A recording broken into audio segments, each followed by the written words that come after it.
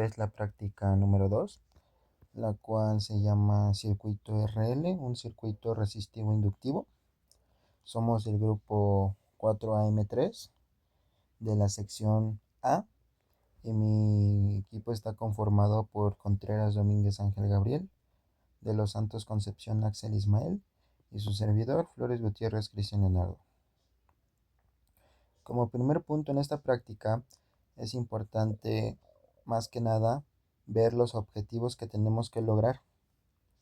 Entonces, como primero tenemos analizar la respuesta en régimen permanente de un circuito RL conectado en serie. Para lo anterior es necesario alcanzar los siguientes objetivos específicos. Como primero tenemos confirmar experimentalmente el valor de la impedancia en un circuito RL. En segunda tenemos verificar las relaciones de tensión existentes entre la fuente de alimentación y los elementos pasivos. Determinar el desfasamiento de ondas de los elementos pasivos respecto a la fuente de alimentación y realizar la medición de corriente eléctrica en el circuito y comprobarlo de forma analítica. Entonces aquí, como podemos ver, tenemos como tal el circuito que vamos a tener que estar analizando en esta segunda práctica. Y después con eso vamos a ubicar todos estos conceptos dentro de nuestra práctica. Pero obviamente para realizar esto primero tenemos que saber los materiales y sobre todo el equipo que tenemos que ver o saber usar primeramente, como en la práctica anterior, en donde aprendimos a usar un poco más el osciloscopio. Entonces, ¿qué materiales vamos a ocupar para esta práctica número 2? Dos multímetros digitales, resistor cerámico de 330 ohms a 10 watts. Estos ya son resistores cerámicos. Un osciloscopio que nos va a permitir ver las señales. Puntas para osciloscopio con atenuación y con terminal Caimán. También vamos a hacer uso de la fuente regulable de corriente alterna de 0 a 120 volts. Vamos a ocupar también un inductor de 1.25 henrys, caimanes y la clavija. Como primero tenemos que resolver analíticamente el circuito que nos fue propuesto, el cual consta de una fuente, un resistor y un inductor. Entonces, el valor que nos da es en 10 RMS, BRMS. Entonces nosotros al convertirlo nos va a dar 15 volts aproximadamente. Después nuestro resistor se va a quedar de igual manera y nuestro inductor nos da este valor. Al medirlo, entonces nosotros lo tenemos que pasar a esta forma. Entonces, como primer punto tenemos el cálculo de nuestra inductancia. Entonces, ¿de qué forma la vamos a sacar? 2pi por la frecuencia por el valor del inductor. En este caso no se nos está dando una frecuencia con la cual trabajar, entonces nosotros vamos a agarrar 60. Entonces, a multiplicar esto, recordemos que nos va a dar 377, va a ser el valor de nuestro omega, y finalmente lo vamos a multiplicar por el valor que medimos en nuestro inductor y nos va a generar ahora sí en una forma que nosotros podamos hacer nuestros cálculos, que será 524.789 ohms. Entonces, básicamente aquí el siguiente punto sería sacar la impedancia total. ¿De qué forma vamos a sacar la impedancia total? Muy bien, entonces la fórmula nos dice que para sacar la impedancia total va a ser igual a nuestra parte del resistor, que es nuestra parte real, más nuestra parte imaginaria, que es el del inductor. Entonces, básicamente aquí lo vamos a hacer el cálculo en forma rectangular porque nos es más fácil y después lo pasaremos a nuestra forma polar. Entonces, básicamente, parte real con parte real y parte imaginaria con parte imaginaria. En este caso, como nada más tenemos dos elementos, entonces se suman. Entonces nuestra Z total nos va a quedar como 330 más J 524.789 ohms. O al pasarlo en la forma polar nos va a quedar 619.922 cis de 57.83 ohms.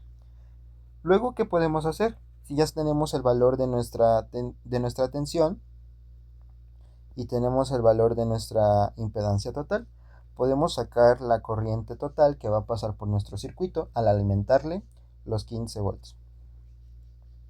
Entonces, básicamente es ley de Ohm, y total es igual a nuestra tensión sobre nuestra impedancia total. Y es la fórmula que tenemos aquí.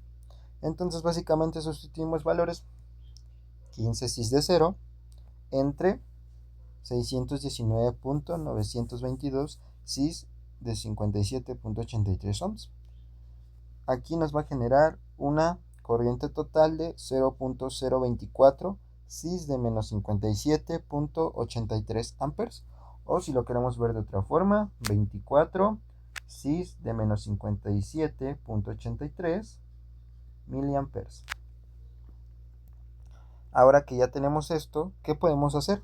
Podemos sacar la tensión del inductor. ¿De qué forma? Igual, por ley de Ohm. Nos dice que nuestra tensión del inductor va a ser igual a I total por JXL. Ajá. Entonces, básicamente sustituimos valores y nos va a dar este valor, que es 12.595 cis de 32.17 volts. Y por último, si ya tenemos la tensión del inductor, podemos sacar la tensión de la resistencia. ¿De qué forma la vamos a sacar? Igual, ley de Ohm. Ya tenemos la corriente que pasa por el circuito y la multiplicamos por la resistencia. Entonces, esto al meterlo en nuestra fórmula nos va a dar como 0.024 cis de menos 57.83 amperes por 330 ohms. Y esto nos va a generar una tensión en la resistencia de 7.920 cis de menos 57.83 volts. Entonces, aquí podemos ver de qué forma fuimos empezando y sacando los cálculos con los datos que tenemos ya básicamente. Y aquí sería nuestro resumen de nuestros resultados. Entonces, esto ya lo podemos llenar en nuestra primera tablita. Ahora, antes de llegar a los resultados, obviamente tuvimos que hacer un procedimiento en el cual nos dimos a la tarea de llenar estas 4 tablas. Pero obviamente para eso primero tuvimos que hacer el procedimiento que se nos decía en la práctica. Entonces, como primer paso, con ayuda de las instrucciones que nos proporcionó el profesor, armamos este circuito en físico para posteriormente realizar las mediciones que se nos estaban pidiendo.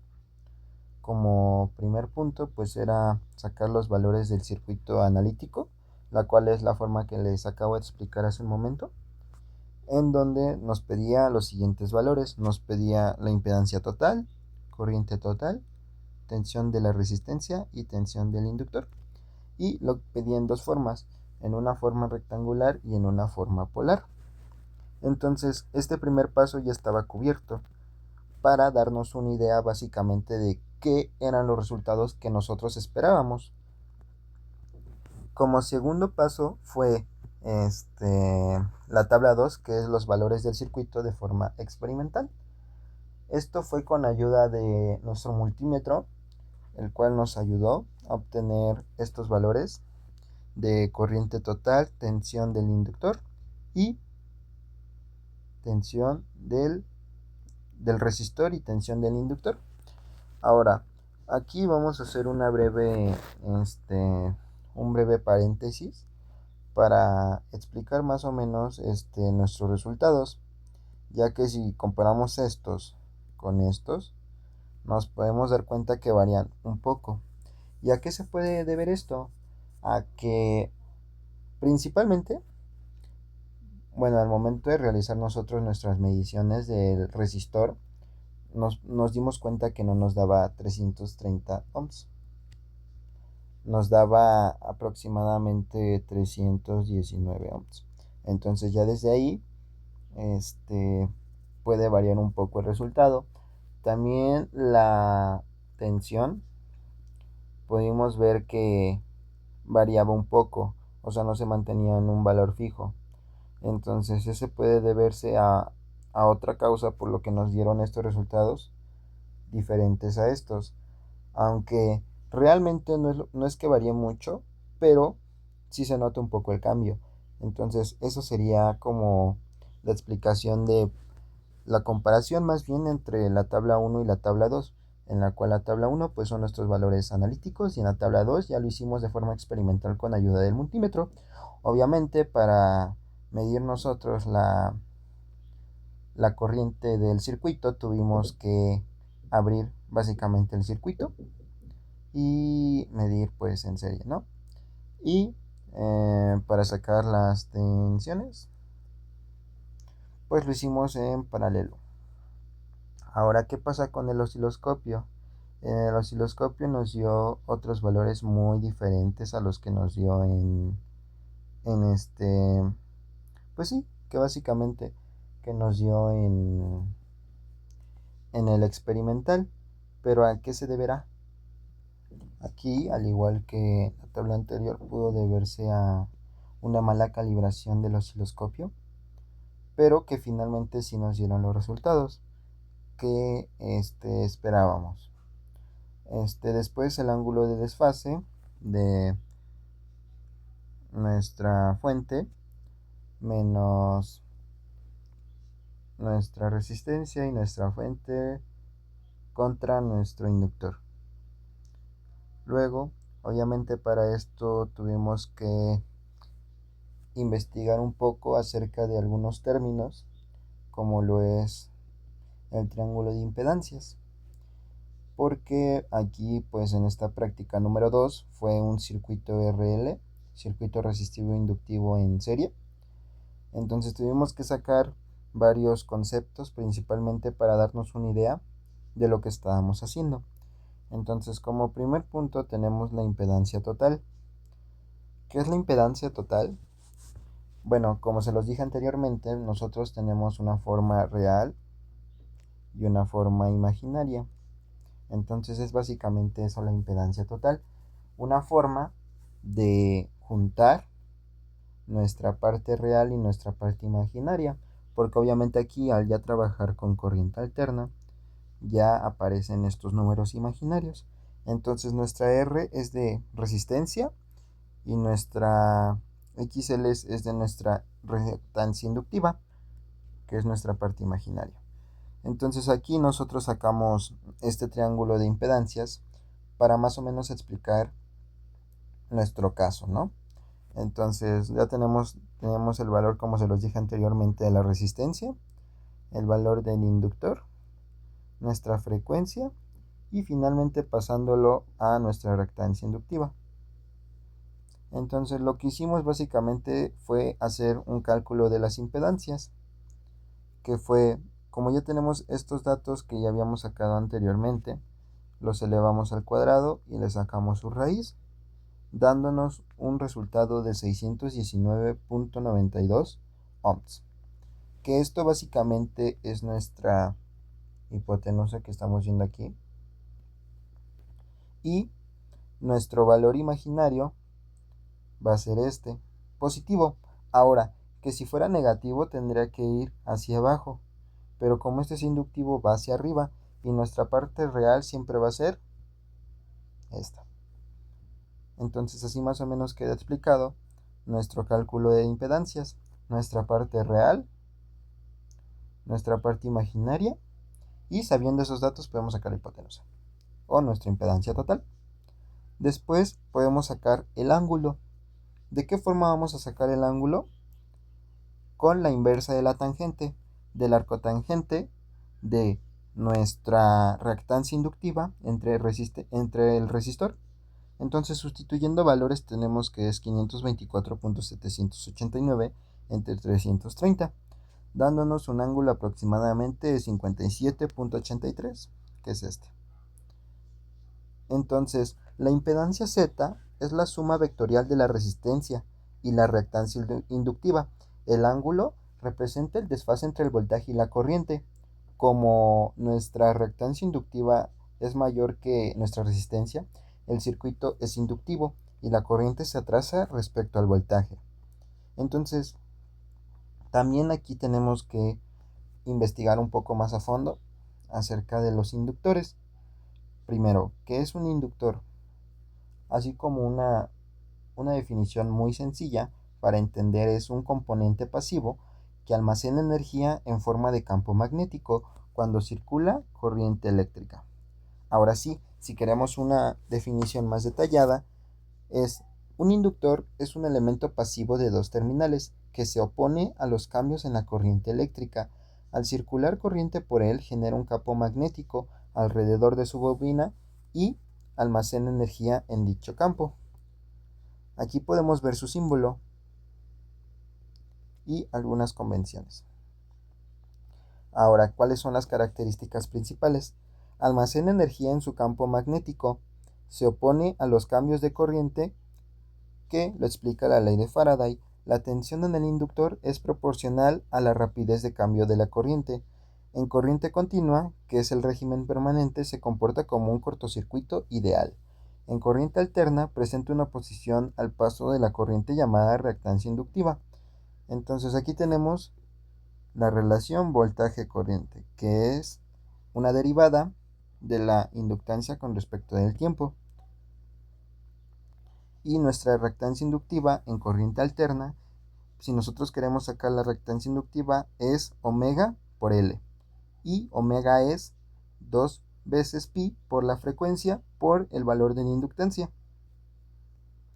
Ahora, ¿qué tipos de inductores tenemos?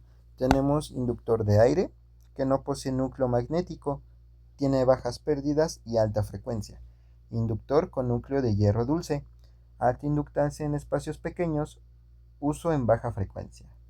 Inductor con núcleo de ferrita, para altas frecuencias, bajas pérdidas por histeresis y corrientes parásitas. Inductor ajustable o de núcleo móvil, permite variar la inductancia manualmente. Y inductor SMD, para montaje superficial compacto, usado en electrónica moderna. Ahora tenemos algunas características eléctricas. La inductancia L se mide en henrios, se mide en henrios y depende del número de espiras, la geometría y el material de núcleo. Que es la reactancia inductiva? Es la posición que presenta el inductor en corriente alterna, que es la fórmula que les expliqué anteriormente. La reactancia inductiva es igual a 2 veces pi por la frecuencia por el valor del inductor. Factor de calidad indica qué tan bueno es el inductor y lo sacamos con esta fórmula, que es Q es igual a omega L entre la resistencia serie equivalente. Corriente de saturación. La corriente máxima antes de que el núcleo entre en saturación y la inductancia disminuya. Y la resistencia de C es la resistencia al alambre de la bobina. Aquí tenemos algunas aplicaciones comunes de donde se usan los inductores, que es en filtros y suavizado, fuentes de alimentación, Cosmer en sistemas de audio, circuitos de sintonía LC, convertidores de corriente directa y control de motores. Entonces aquí tenemos el inductor, representación fasorial y sinusoidal. La tensión en el inductor adelanta 90 grados a la corriente. Entonces aquí podemos ver gráficamente esto que les estaba explicando hace un momento, en donde primero, ¿qué sucede en un inductor? El inductor se opone a los cambios de corriente. Cuando la corriente aumenta, el inductor genera una tensión que se opone a ese cambio. Y tenemos 4 casos, como podemos ver aquí. El primero es la corriente comienza a aumentar, entonces se induce una tensión opuesta. La corriente sigue aumentando, el campo magnético se incrementa. La corriente alcanza su valor máximo, entonces no hay un cambio en la corriente, entonces la tensión del inductor es cero. La corriente comienza a disminuir, entonces el inductor invierte la polaridad de la tensión del inductor. Ahora aquí podemos ver una representación fasorial con los datos que sacamos anteriormente de nuestra práctica, pero de forma analíticamente, en donde, como podemos ver, esto corresponde a la tensión total que nosotros sacamos y nuestra tensión del inductor. Ajá. Entonces, básicamente sacándolo, podemos ver que nuestra tensión del inductor está aquí y nuestra corriente total está aquí. Entonces la tensión del inductor adelanta 90 grados a la corriente.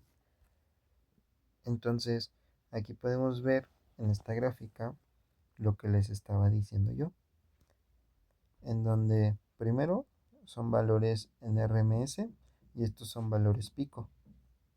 ¿Ok? Entonces el valor pico básicamente va a ser el valor hasta donde llega nuestra representación. En este caso, nuestro valor pico de la tensión del inductor queda en 17.80. Entonces, básicamente aquí podemos ver nuestro valor pico. Ahora, para nuestro valor pico de nuestra corriente, la podemos ver aquí. Este es nuestro valor pico. Entonces, aquí, ¿qué podemos decir? Como dijimos arriba, la tensión en el inductor adelanta 90 grados a la corriente. Entonces aquí podemos ver eso, cómo adelanta la corriente. Entonces aquí podemos comprobar lo que ya hemos estado hablando. Entonces, en un inductor ideal la tensión está adelantada 90 grados respecto a la corriente. Esto ocurre porque el inductor genera una tensión que se opone a los cambios de corriente, almacenado energía en su campo magnético. Aquí podemos ver los resultados que se nos dieron. Aquí podemos ver esta imagen de nuestro armado del circuito, en donde las terminales del inductor, nuestra fuente y nuestro resistor de 330 ohms, perdón. Y algunos de los resultados que se nos dieron fueron, al momento de nosotros medir la corriente eléctrica que pasaba por nuestro circuito, nos dio 20.05 miliamperes, aunque nosotros lo dejamos en 20.02 porque fue un valor más estable. Aquí medimos la tensión del inductor que nos dio 10.73 volts. Al momento de medir nosotros la tensión del circuito. Y por último tenemos las conclusiones. Entonces, de acuerdo a los objetivos planteados, podemos concluir lo siguiente. Se logró analizar el comportamiento de un circuito resistivo inductivo en corriente alterna en régimen permanente, determinando la impedancia total, la corriente y las caídas de tensión en cada elemento del circuito, mediante cálculos teóricos y mediciones experimentales. Una concordancia entre la teoría y la práctica.